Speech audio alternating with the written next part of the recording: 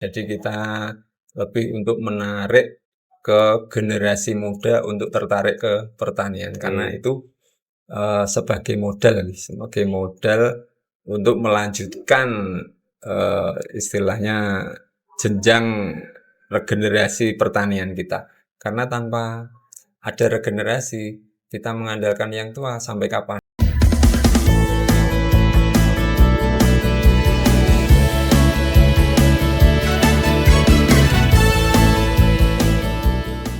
Selamat datang di Suruh Podcast. Hari ini kita kedatangan tamu yang memajukan desa sebagai pondasi desa, yaitu pertanian dan peternakan, dengan Pak Aji selaku penanggung jawab pertanian dan peternakan desa Suruh, ya Pak. Yeah. Baik Pak Aji, kalau boleh sebelumnya mohon perkenalan dulu. Ya, Pak Aji. oke, terima kasih. Nama saya Aji Prastyo. Saya di Desa Suruh ini kebetulan sebagai penyuluh pendamping pertanian di Desa Suruh. Oh, pendamping penyuluh pertanian ya Pak. Jadi saya mendampingi di Desa Suruh ini dari tahun berapa ya? 2022. Oh, Jadi 3 tahun yang 2022 lalu. ya, karena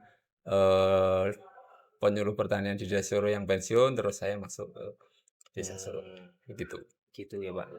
Berarti Bapak ini adalah penyuluh dan pendamping Ya, pendamping. dari Desa Suruh di bagian sektor pertanian dan peternakan. Oke. Oke Pak.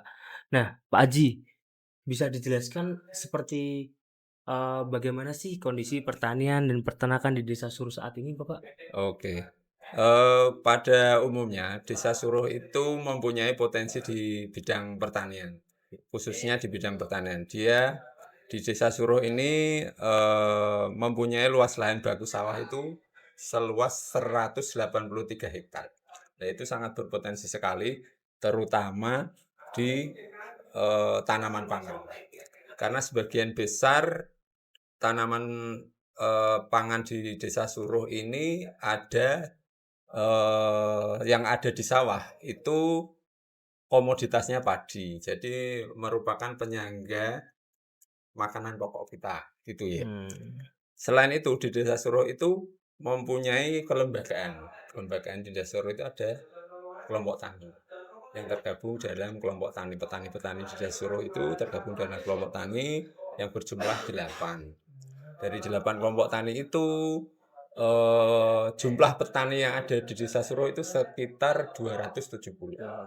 Nah, itulah potensi di Desa Suruh. Selain ada sumber daya alamnya, juga ada sumber daya manusia yang sangat mendukung ya.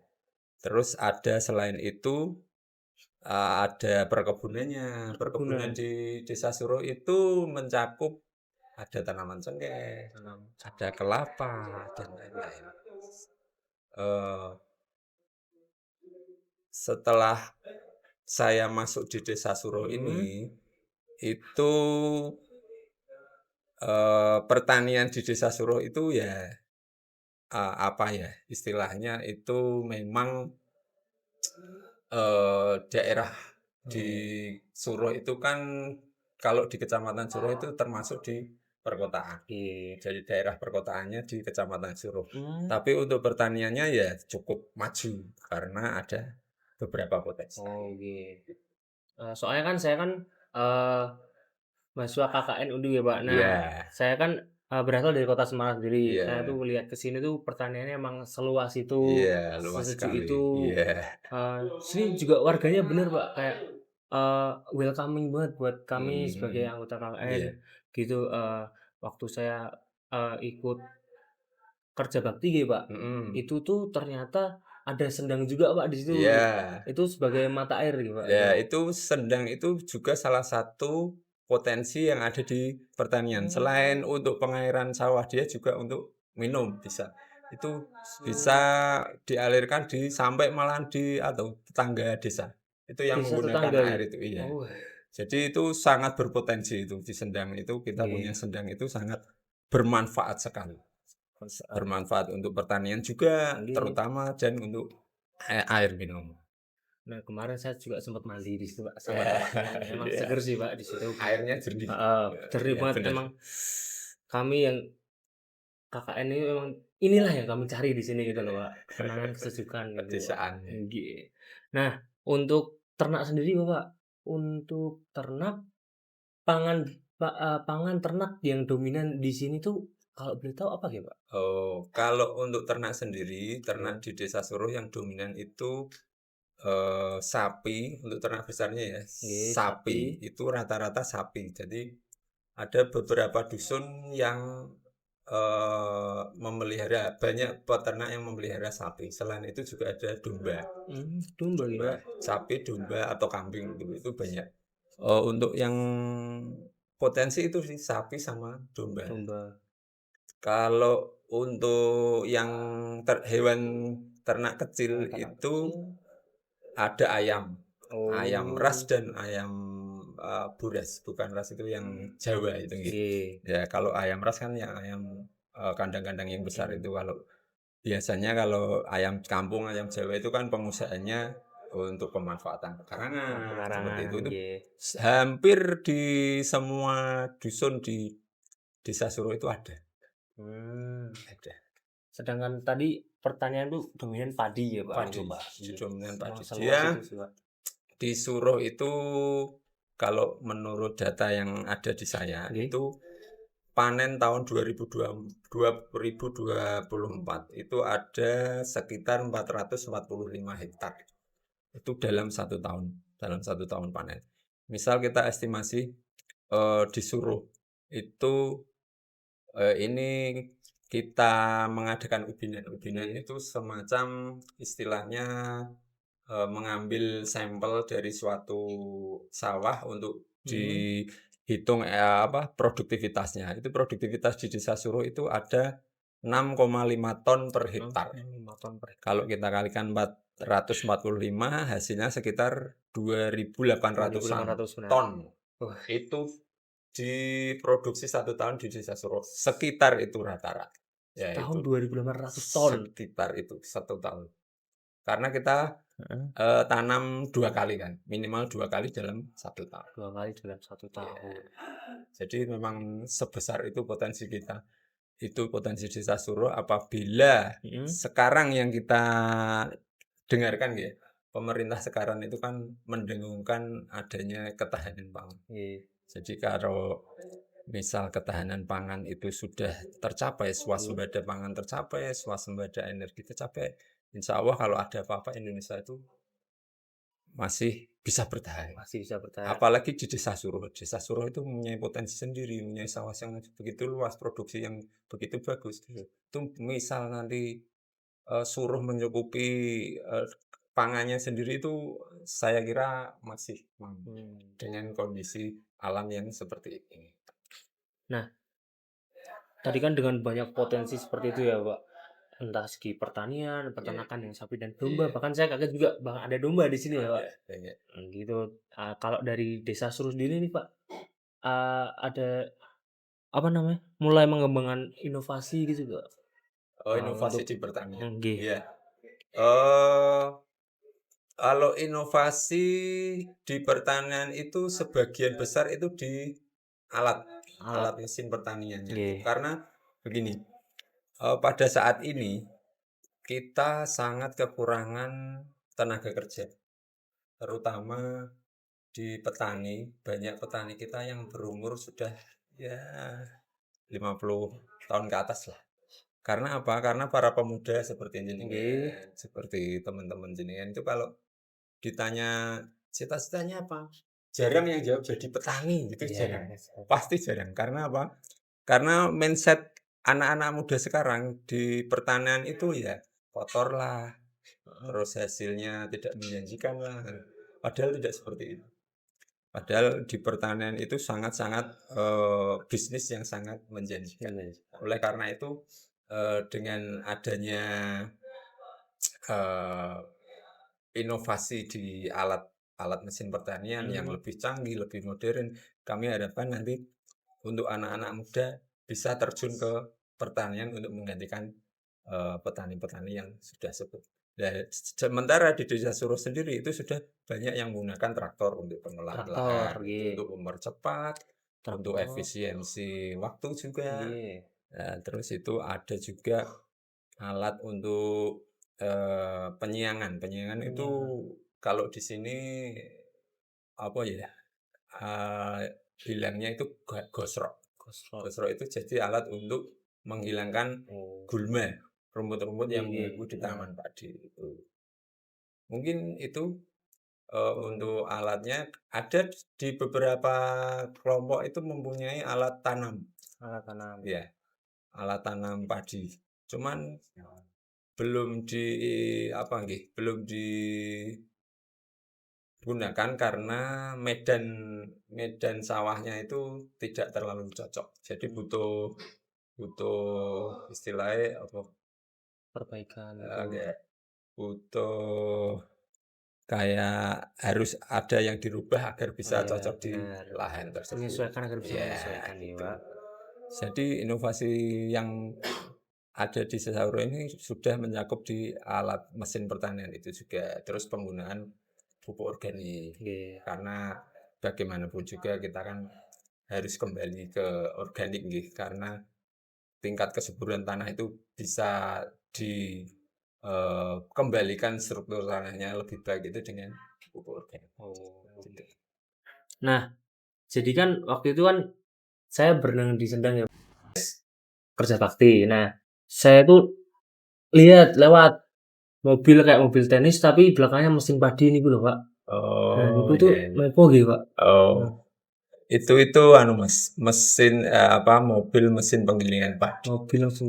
Jadi di sini itu ada beberapa eh, pengusaha itu membuat istilahnya modifikasi. Modifikasi mesin penggilingan padi dengan menggunakan mobile. Jadi dia bisa kemana-mana. Jadi dia jemput bola. Apabila petani mau menggilingkan padinya itu tinggal WA, tinggal telepon nanti dia yang ke tempat petani. Jadi itu yang pertama ngirit transportasi sudah di tempat itu ngirit biaya itu juga. Jadi memang itu sangat membantu. Cuman nggih ada sisi positif dan negatifnya. Nah, itu sisi positifnya itu tadi. Kalau sisi negatifnya ya banyak penggilingan yang di tempat. Maksudnya dia memang khusus penggilingan padi di satu tempat nggak pindah-pindah, yaitu banyak berkurang omsetnya seperti itu. Cuman ya ada yang ke penggilingan padi mobile, tapi juga ada yang ya, di tempat masing-masing. Seperti itu. Nah, saya tuh ngeliat tuh emang keren banget gitu. Iya. Nah, tadi kan sempat nge-mention generasi muda soal pertanian ya, Pak. Nah, Betul. dari desa sendiri tuh ada nggak sih, Pak, maksudnya usaha untuk pendekatan khusus bagi pemuda agar bisa memajukan pertanian maupun peternakan di Desa Suruh niku, Pak? Iya. Ya. Itu kemarin kami bekerja sama dengan pihak desa itu kan dari Dinas Pertanian Perikanan dan Pangan Kabupaten Semarang itu mengadakan pelatihan petani milenial. Nah, itu saya berkoordinasi dengan Bapak Kepala Desa itu untuk mengirimkan calon-calon petani milenial yang berminat. Itu sudah ada beberapa dari pemuda di Desa Suruh itu yang ikut pelatihan petani milenial itu, yaitu salah satu usaha kami dari dinas dan pemerintah desa untuk bagaimana caranya para pemuda di Desa Suruh khususnya itu tertarik di bidang pertanian. Ya, salah satunya kita mengadakan pelatihan, terus istilah ya itu tadi dengan mekanisasi alat, sosialisasi kepada para pemuda kalau sekarang itu petani sekarang itu sudah modern, kita menggunakan alat dan lain sebagainya. Jadi bisa menghilangkan mindset-mindset yang seperti kalau seperti ini kan itu yang petani kotor lah, yang hasilnya kurang memuaskan lah dan sebagainya. Karena memang pada dasarnya kita yang tua-tua itu berharap banyak kepada para pemuda sebagai generasi penerus. Kalau bukan pemuda siapa lagi? Yang mau meneruskan pertanian siapa lagi? Kan seperti itu. Padahal pertanian itu sangat penting, dasar bagi kita nggih. Hmm. Kita menyediakan pangan untuk masyarakat. Iya. Itu pangan itu kan pokok. Kalau nggak ada pangan ya bagaimana? Nah, seperti Iya. itu. Ya itu monggo para pemuda untuk kembali seperti dulu lah ke pertanian. Bahwa pertanian itu sangat-sangat menjanjikan karena Iya. bagaimanapun juga selalu dibutuhkan oleh masyarakat Indonesia pada umumnya. Kan seperti itu. Hmm. Nah, berarti dari desa sendiri memang sudah ada usaha untuk meningkatkan minat dari generasi muda tersebut ya Pak, tadi Iya, melalui sudah pelatihan, sudah ada melalui pelatihan, terus terus alat tadi. ya kita sosialisasikan ke Iya. karakter desa Iya. juga, kita mengajak untuk menanam dan lain sebagainya. Iya. Bahkan yang akan datang ini kami ada program menanam sejak dini. Jadi kita Menanam sejak mau dini. masuk ke SD. Ke Oh, SD sekolah dasar iya. itu untuk mengajak agar mereka senang menanam, Menanam. paling enggak ya sayuran dan lain sebagainya. Iya. Karena untuk menumbuhkan minat tadi, Hmm. minat di pertanian, supaya regenerasi kita tidak putus. Iya. Karena ini memang sektor yang sangat vital. Iya benar. Vital dan potensial tadi ya. Pak. Iya, Nah, dari pihak desa sendiri nih Pak, sudah menerapkan sistem pertanian yang terpadu napa mboten Pak? Napa dereng? ya, itu untuk rencana Nggih. pertanian yang integrated ya, terpadu Iya. itu kami sudah merencanakan karena itu sangat istilahnya sangat menguntungkan bagi petani karena di suatu kawasan itu bisa ada beberapa usaha pertanian yang ada di situ. Ya, seperti itu kita ada di Desa Suruh ini dari tokoh masyarakat yang istilahnya membuat demplot percontohan. Itu mau ada percontohan pertanian yang terpadu. Gitu nanti setelah itu setelah selesai dibangun dan sudah berjalan itu nanti bisa buat istilahnya apa? Project pilot biar di Desa Suruh biar semuanya meniru. Seperti itu. Jadi kami sudah bekerja sama Nggih. dengan pihak tokoh masyarakat tersebut itu untuk membuat pertanian yang terpadu. Nah, berarti dari pihak desa sendiri sudah merencanakan ke depannya bagaimana pertanian ini bisa dilaksanakan sesuai dengan pertanian terpadu niku ya, Pak? Iya, iya. Harapan kami ke depan untuk Desa Suruh itu bisa memenuhi kebutuhannya sendiri. Jadi desa yang mandiri, baik dari segi pangan, dari segi kebutuhan protein hewan dan kebutuhan protein sayuran itu bisa memenuhi kebutuhannya sendiri sehingga apabila dicanangkan swasembada pangan itu harapan saya di Desa Suruh itu sudah swasembada pangan di Desa Suruh itu seperti itu. Nah, dari segi permasalahan yang ada di Desa Suruh ini gimana, Pak? Masalah seperti kelangkaan pupuk, kemudian mahalnya pakan, hingga kesulitan menjual hasil panen, Pak. Ya, Nah, itu apakah benar atau bagaimana, Pak? ya. Alhamdulillah kalau di Desa Suruh itu tidak nih Mas. Untuk pupuk itu kami lancar karena terorganisir karena ada kelompok tani tadi. Jadi dalam penyaluran pupuk itu kita dibantu oleh kelompok tani yang menyalurkan ke petani-petani. Alhamdulillah sampai saat ini dapat terorganisasi dengan baik. Jadi pupuk aman-aman saja. Untuk selanjutnya pakan kita punya potensi di Desa Suruh itu selain sawah juga banyak sekali perkebunan dan kebun-kebun dan pekarangan itu juga dimanfaatkan dengan baik oleh petani peternak di Desa Suruh. Jadi untuk pakan ternak itu insya Allah masih tercukupi lah kalau di Desa Suruh itu masih ada sumber dayanya yang bisa dipakai seperti itu. Oh, berarti emang kalau dari kelangkaan pupuk hingga pakan ternak niku itu berarti bukan masalah sama sekali buat warga Desa Suruh. Alhamdulillah di Desa Suruh itu masih teratasi. Alhamdulillah. Bagus. Kemudian untuk harapan sendiri tadi Bapak, kan sudah banyak harapan-harapan yang sudah Bapak sampaikan. Nah, kalau harapan dari pihak lain Mbak, misal dari sektor Dinas Pertanian Pusat atau bahkan lembaga lain, yang akan membantu kita, itu harapannya Bapak bagaimana Mbak? Gitu.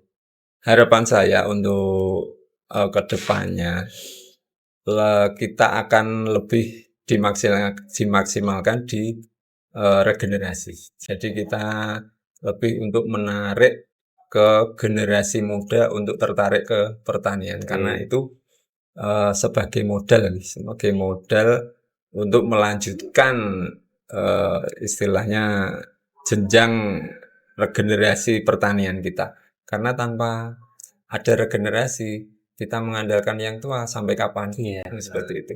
Kita harus para pemuda bangkit di pertanian untuk memajukan pertanian, terutama di Desa Suruh ini, khususnya di Desa Suruh, umumnya di Kecamatan Suruh dan di negara kita Indonesia. Karena itu sangat-sangat vital, swasembada pangan harus kita capai. Nah, yang terakhir Bapak, pandangan Pak Aci niki untuk pertanian dan peternakan Desa Suruh 5-10 tahun ke depan itu bagaimana Pak? Melihat, kondisi dan situasi di dalam Ya, sekarang. untuk pandangan saya, insya Allah di Desa Suruh akan semakin maju, semakin maju. Harapan saya juga akan semakin berkembang. Usaha pertanian dari hulu sampai hilir semakin terorganisir, rapi, dan menciptakan swasembada pangan yang seperti yang saya cita-citakan, Desa Suruh mandiri pangan. Mandiri, Seperti itu. Desa Suruh mandiri pangan ya. Iya.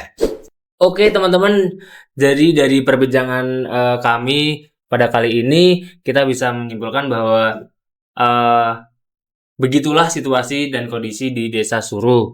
Dan bukan cuma begitu, potensi yang menjanjikan dan sangat vital ini harapannya dapat diteruskan oleh generasi muda kita selanjutnya, nggih Bapak niku nggih.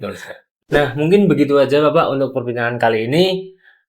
Jangan lupa saksikan episode-episode Seruput Suruh Podcast yang lainnya. Masih banyak bintang tamu yang akan kita undang dan pastinya itu akan sangat menambah wawasan, entah itu mengenai wawasan general maupun tentang Desa Suruh ini. Terima kasih teman-teman. Dadah.